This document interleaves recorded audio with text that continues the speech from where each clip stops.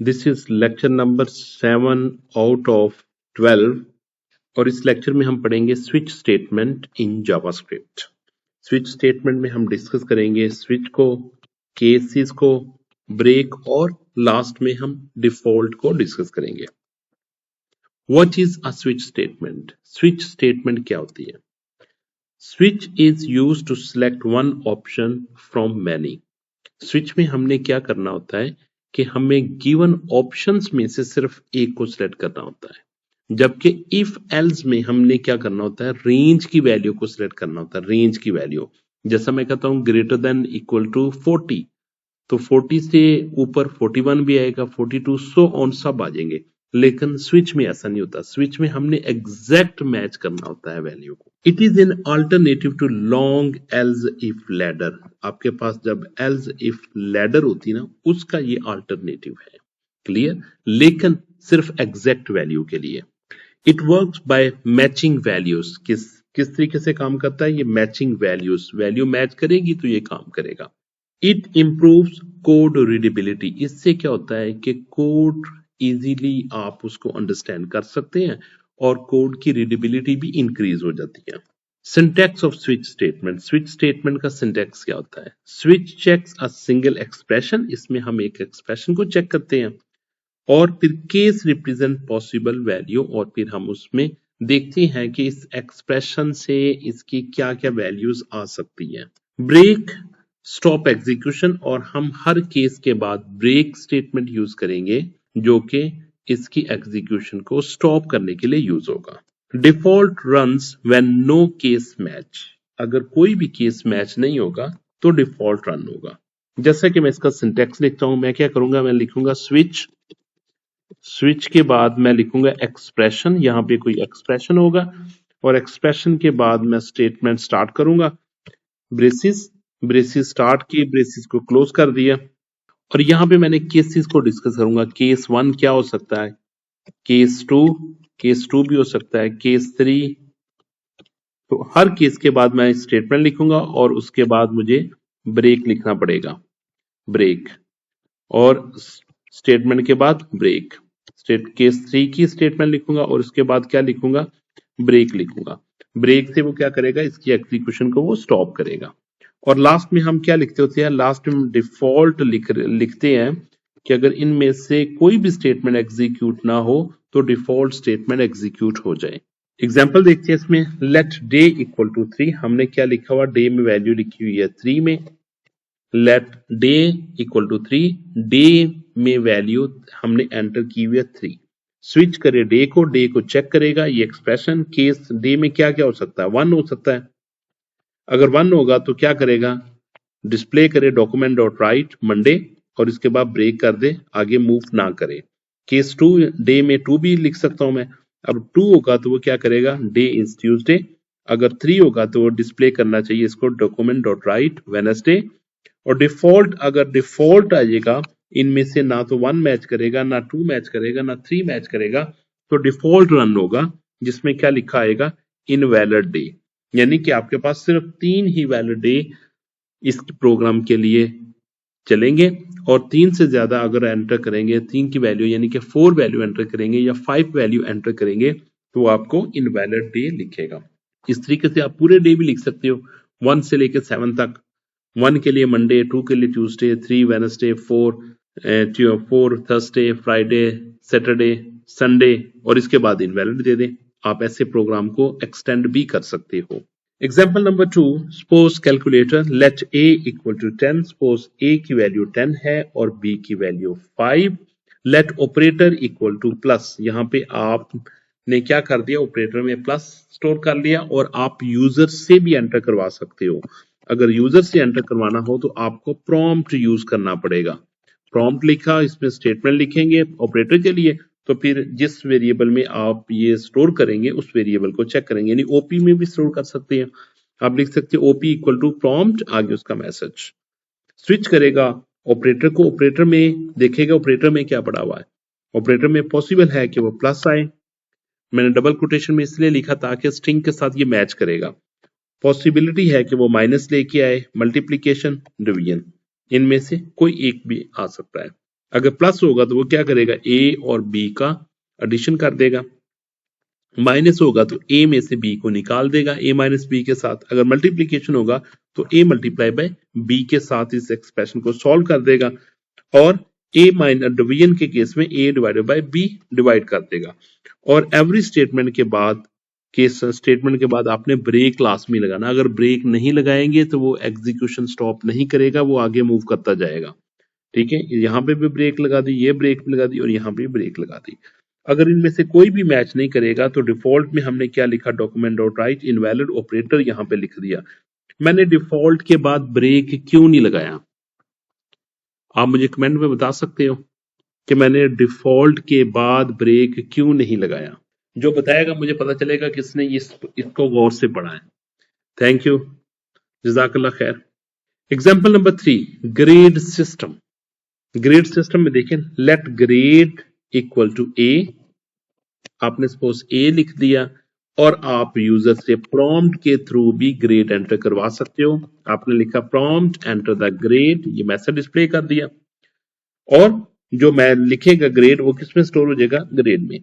Switch करेगा grade, अगर इससे मैच करेगा ए तो वो क्या लिखेगा, एक्सीलेंट लिख देगा। अगर ग्रेड मैच कर जाएगा बी के साथ तो वो वेरी गुड लिख देगा। अगर ग्रेड मैच कर जाएगा सी के साथ तो वो गुड लिखेगा। अगर ग्रेड इन तीनों में से भी मैच नहीं करेगा किसी के साथ, डॉक्यूमेंट में क्या लिख देगा, डॉक्यूमेंट डॉट राइट में फेल लिख देगा। और ईच स्टेटमेंट के बाद आपने ब्रेक लाजमी लगाना है। मैंने कहा भी पहले आपको, ब्रेक लगाने से एग्जीक्यूशन स्टॉप होगी, अदरवाइज वो क्या करेगा, एक्सपोज। आपने ए लिखा तो वो पहले एक्सीलेंट को भी शो कर देगा, फिर वेरी गुड वेरी गुड को भी शो करेगा, फिर गुड को भी शो करेगा। ये सारी की सारी गुड को जितने भी केस में लिखे वो सारे केस एग्जीक्यूट करेगा। Clear. Example number 4, let month equal to 5, इसमें मैंने फिक्स कर दिया। आप यूजर से प्रॉम्प्ट के थ्रू भी वैल्यू एंटर करवा सकते हो यूजर से इनपुट लेने के लिए। स्विच मंथ को चेक करेगा, मंथ में क्या हो सकता है, अगर 1 हो तो जनवरी लिखेगा, 2 हो तो फरवरी लिखेगा, 3 हो तो मार्च लिखेगा, 4 हो तो अप्रैल लिखेगा, 5 हो तो मई लिखेगा। और इसके बाद आपने इस तरीके से मूव करना। 6 के लिए भी आपने लिखना इसको, 7 के लिए भी, 8 के लिए, 9 के लिए, 10 के लिए, 11 के लिए, 12 के लिए, सब के सब आपने लिखने हैं। मैंने जस्ट आपको समझाने के लिए यहाँ पे कितने लिखे हुए हैं, 5 लिखे हुए हैं, आपने कंप्लीट लिखने हैं। अगर इन 5 में से कोई भी मैच नहीं करेगा तो it will shows invalid month. Let choice equal to 2, हमने मेन्यू सिलेक्शन करना है तो चॉइस में हमने क्या लिख दिया, 2 लिख दिया। आप यूजर से इनपुट भी करवा सकते हो, यूजर से इनपुट ही करवाना सबसे बेस्ट है। प्रॉम्प्ट लिखेंगे आप और मैसेज देंगे, और वो जो वैल्यू यूजर एंटर करेगा वो किस में स्टोर हो जाएगा, चॉइस में। और फिर देखेगा चॉइस में क्या, चॉइस में अगर 1 होगा तो न्यू फाइल करेगा और इसके बाद ब्रेक कर देगा। चॉइस में अगर 2 होगा तो ओपन फाइल करेगा, ब्रेक करेगा। चॉइस में अगर 3 होगा तो सेव फाइल करेगा, और इसके अलावा कोई और वैल्यू आप एंटर करेंगे तो क्या करेगा, इनवैलिड चॉइस का मैसेज देगा। इस तरीके से आप इस प्रोग्राम को फर्दर भी एक्सटेंड कर सकते हो। Example number 6, that is traffic signal. Let signal equal to red, आपने इसमें वैल्यू इनिशियलाइज कर दी रेड से। फिर मैं आपको कह रहा हूं कि आपने ये सारे के सारे प्रॉम्प्ट से काम करने हैं, प्रॉम्प्ट से यूज करना है ताकि आप यूजर इनपुट दे सके। क्या करना आपने, यूजर इनपुट दे सके। स्विच करेगा सिग्नल को, केस अगर रेड होगा तो क्या करेगा, स्टॉप करना चाहिए, और ब्रेक, यहाँ पे आपको ब्रेक से प्रोग्राम की एग्जीक्यूशन स्टॉप हो जाएगी। अगर येलो होगा तो रेडी टू गो, अगर ग्रीन होगा तो गो, और इसके बाद ब्रेक होगा। अगर इनवैलिड कोई इसके अलावा कोई और होगा तो इनवैलिड सिग्नल वो आपको शो करेगा। Example number 7, vowel checker. Let C H equal to, आपने वोवल एंटर किए, वैल्यू एंटर की जो कि ए है। इस तरीके से आप क्या कर सकते हो, आप यूजर से इनपुट भी ले सकते हो बाय यूजिंग प्रॉम्प्ट फंक्शन के थ्रू। स्विच करेंगे आप सी एच को, सी एच में को चेक करने जा रहे हो तो सी एच में क्या हो सकता है, ए हो सकता है, ई हो सकता है, आई हो सकता है, ओ हो सकता है, यू हो सकता है। डॉक्यूमेंट डॉट राइट में क्या लिखेगा, वोवल, और इसको ब्रेक करेगा, और डिफॉल्ट में क्या लिखेगा, कॉन्सोनेंट। अगर वोवल नहीं होगा तो वो क्या होगा, कॉन्सोनेंट होगा। Common mistakes forgetting break. आप ज्यादातर स्टूडेंट कौन कौन सी कॉमन मिस्टेक्स करती हैं कि स्टूडेंट्स प्रोग्राम तो सही लिखते हैं लेकिन उसके साथ ब्रेक नहीं लिखते, तो इस तरह क्या हो जाता है कि वो एग्जामिनर कभी भी आपको फुल मार्क्स नहीं देगा। यूजिंग डुप्लीकेट केस वैल्यूज, आपने यूज डुप्लीकेट वैल्यूज नहीं यूज करनी। डेटा टाइप मिसमैच कि अगर आपने वहां पे नंबर ले रहे हो तो आपको स्ट्रिंग के बगैर आपने केस लिखना है, अगर वहां पे स्ट्रिंग ले रहे हो तो विद स्ट्रिंग के साथ आपने केसेस में वैल्यू लिखनी है। मिसिंग डिफॉल्ट, अगर डिफॉल्ट नहीं लिखेंगे तो क्या होगा कि वो अगर कोई केस मैच नहीं होगा तो कोई भी आपको वो आउटपुट शो नहीं करेगा। डिफॉल्ट इसलिए लिखते हैं कि अगर कोई भी केस ट्रू ना हो तो default value should be executed. Practice question, ये आपने प्रैक्टिस के तौर पर क्वेश्चन करने या सॉल्व करने हैं। Write a program to display month name and write a calculator using switch statement. Write a program to check vowels और consonant. Summary is switch selects one option from many, आपके पास बहुत C option होती है, उनमें से ही उसने select करना होता है, that is called switch statement. और केस डिफाइंस कंडीशंस डिफाइन करती है जिसमें डिफरेंट कंडीशंस दी जाती है। Break use to stop the executions. Default handle unmatched cases. Lecture number 7 has been completed. Next, we will start lecture number 8, that is loops in Java. Lecture number 7, program number 1. Write a JavaScript program to display the day name using switch statement. आपने लिखा let day equal to 3 लिखा, switch किया आपने day को, case discuss किया क्योंकि case क्या हो सकता है, इसमें वैल्यू 1 आ सकती है, 2 आ सकती है और 3 आ सकती है। आपने 3 ही केसेस लिखे हैं, आप मजीद इसको 4, 5, 6, 7 तक भी एक्सटेंड कर सकते हैं। और 1 के केस में अगर ट्रू होगा तो डॉक्यूमेंट डॉट राइट में मंडे लिखेगा, 2 के केस में ट्यूसडे लिखेगा, 3 के केस में वेडनेसडे, 4 के केस में इनवैलिड डिस्प्ले करेगा। तो मैं इस प्रोग्राम को सेव करता हूं और इसको एग्जीक्यूट करता हूं। तो उसने देखिए मैंने रिफ्रेश किया तो उसने वेडनेसडे शो किया। वेडनेसडे इसने क्यों शो किया, क्योंकि डे हमारे पास 3 था तो उसने वेडनेसडे शो किया। अगर इसको मैं 2 कर देता हूँ, 2 करता हूँ, इसको मैं सेव करता हूँ और रिफ्रेश करता हूँ तो वो क्या शो कर रहा है, ट्यूसडे शो कर रहा है, ट्यूसडे शो कर रहा है। अगर इसको मैं चेंज करके 21 कर देता हूँ और इसको सेव करता हूँ और रिफ्रेश करता हूँ तो वो क्या देगा, डिफॉल्ट में इनवैलिड डे लिखेगा क्योंकि मैंने 1, 2, 3 को ही हैंडल किया सिर्फ। प्रोग्राम नंबर 2 में देखिए, write a JavaScript program to make a simple calculator using switch statement. A में आपने 10 ले लिया, बी में आपने 5 ले लिया, ओपी में आपने एक ऑपरेटर स्टोर करवा लिया, एक स्ट्रिंग ऑपरेटर स्टोर किया in form of string plus minus multiplication की फॉर्म में। तो वो स्विच करेगा ओपी को। केस क्या हो सकता है, प्लस अगर होगा तो वो ए प्लस बी कर देगा, अगर ओपी में माइनस होगा तो ए माइनस बी परफॉर्म करेगा, अगर ओपी में मल्टीप्लिकेशन होगी तो ए मल्टीप्लिकेशन बी करेगा और डिवीजन के केस में वो डिवीजन परफॉर्म करेगा। अगर कोई और एंटर करेंगे तो उस केस में वो क्या करेगा, इनवैलिड ऑपरेटर करेगा। मैंने fix OP equal to plus किया हुआ है तो इसको मैं सेव करता हूं और इसको रन करता हूं तो वो क्या कर रहा है, रिजल्ट इक्वल टू 15 शो कर रहा है। रिजल्ट इक्वल टू 15 क्यों शो कर रहा है, क्योंकि 10 प्लस 5 था तो उसने 10 प्लस 5 का रिजल्ट 15 इसने शो कर दिया।